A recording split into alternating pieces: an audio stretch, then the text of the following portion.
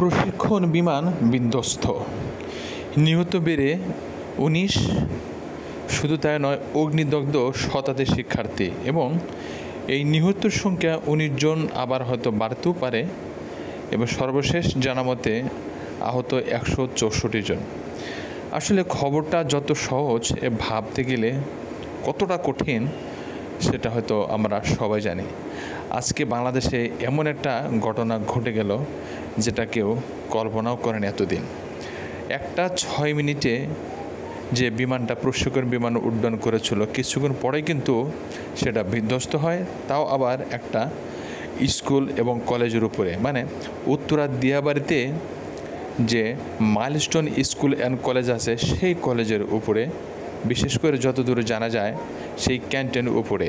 বিমান তো আর ছোট নয়, হতাহতের সংখ্যা কিন্তু বেড়েই চলেছে এবং সেই সাথে আরও দুঃখের বিষয় যে ছোট ছোট কচি কচি মাসুম বাচ্চাগুলা কতগুলা নিহত হয়েছে। আহা, কতজন আহত হয়েছে, বাবা মা এদিক সেদিক ছোটাছুটি করছেন।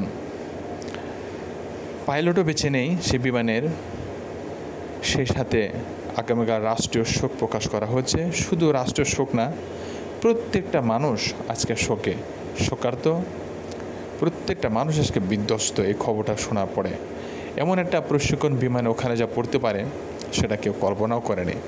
প্রশিক্ষণের জন্য তো আলাদা জায়গা থাকার কথা, আলাদা জায়গা, আলাদা ক্যাটাগরি থাকার কথা ছিল। সেই উত্তরার মতো একটা গুরুত্বপূর্ণ জায়গা, সেখানে প্রশিক্ষণ নেওয়া হচ্ছে, এটা কিন্তু অনেকেই প্রশ্ন তুলেছেন। যাই হোক, যারা ওপারে চলে গেছে তাদের জন্য বিদেহী আত্মার মাগফিরাত কামনা করছি এবং যারা আহত হয়েছে দ্রুত তারা ফিরে আসুক, সুস্থ জীবনে ফিরে আসুক, এটাই আমরা কামনা করছি। আল্লাহ সবার মঙ্গল করুক।